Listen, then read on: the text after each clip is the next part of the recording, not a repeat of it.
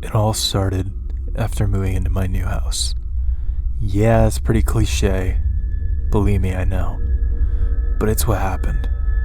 I never experienced anything supernatural before, and though interested, I never really expected anything to happen to me. I was able to rent the house for pretty cheap. I didn't think anything of it because it was old and not in the best of neighborhoods, so I guess I just got a good deal.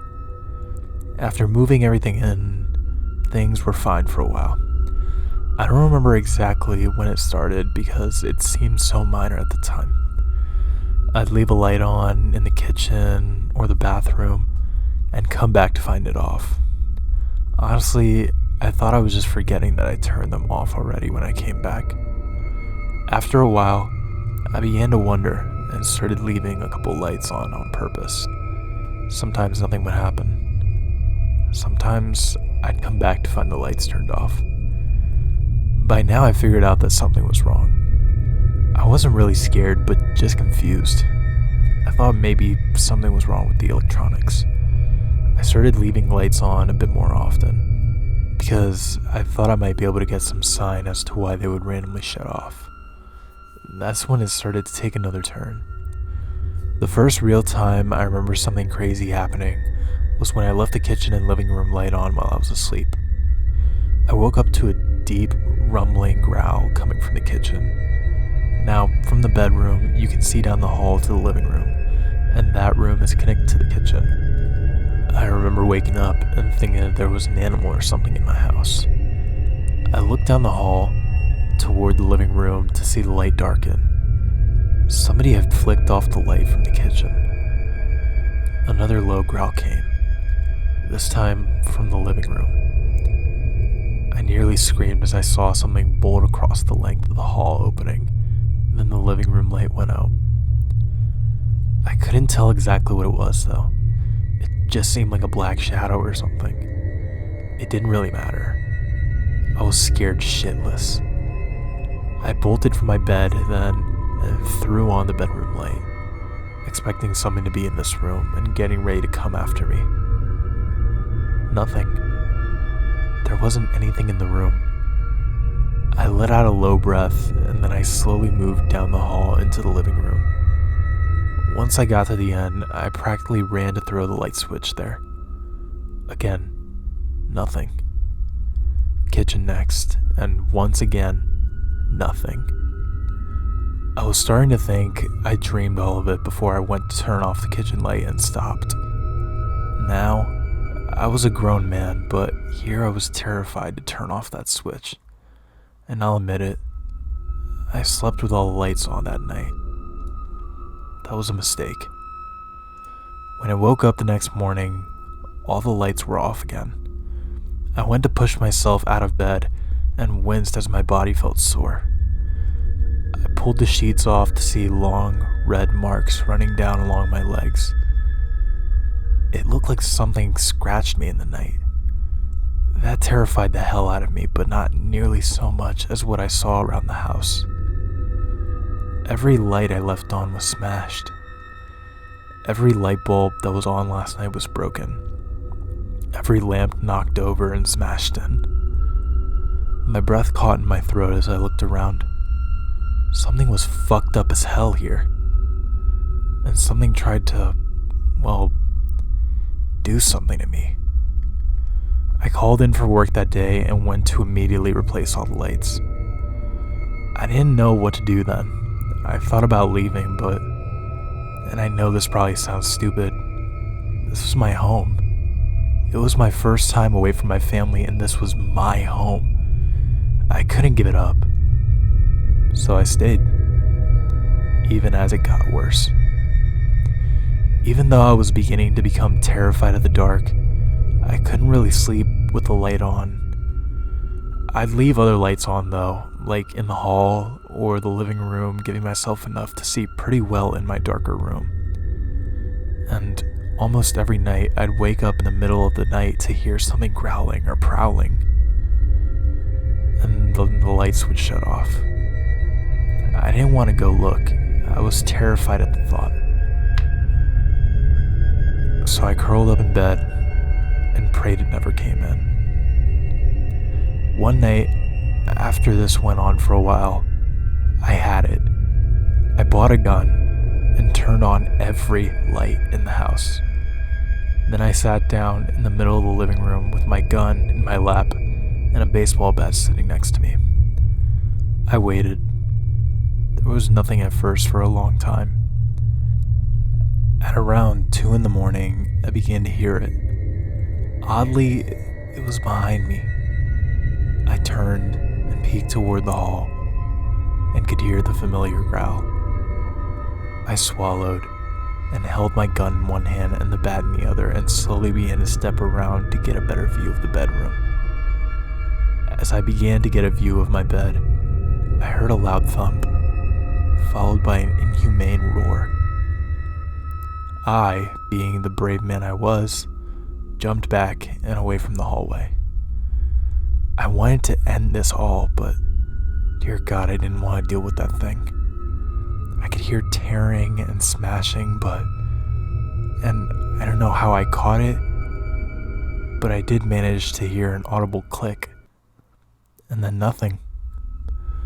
Slowly, I went back to peek down the hall, and the light was off once again. A deep breath, and I ventured forth, my weapons ready.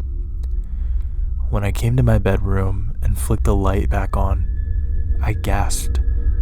My bed was ravaged, torn completely apart.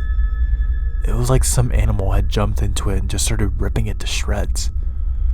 I stepped forward to look at what was left of my bed and just stood in shock for who knows when.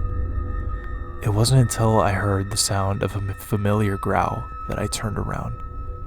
Standing near my door, right at the light switch, was when I finally saw it. It was a man. A white and rotting man with a mangled body that looked like he had once been a dog's chew toy, staring at me. I was too in shock to even raise my weapons. He stared at me for just a moment and then flicked off the light. I screamed. I'm not even ashamed to admit it. I screamed and bolted. I ran right past where I had seen him, swinging my bat like a madman. I nearly put a hole in my hallway as I ran through into the safe light of the hall. I turned to look back then, just in time to see him once again near the hall light switch. He turned that one off too. By then I didn't want to fight. I wanted to be safe. I burst past the living room and into the brightness of my kitchen. I heard the sound of growling and scratching nearly all around me. Then, and I knew he was coming back. I looked back to once again see the mangled and rotten corpse of a man turn off another light with a broken finger and plunge me into terrifying darkness. I broke for the living room. This was going to be my final stand. I'd have to fight here. I drew close to the standing lamp. That was my last line of defense. It hated the dark, so I'd stay right here, next to this comforting, standing lamp. I waited for it to turn the light off, but it never did. I looked around, and quiet. Nothing but quiet. I turned to look at the saving grace of a lamp that refused to yield.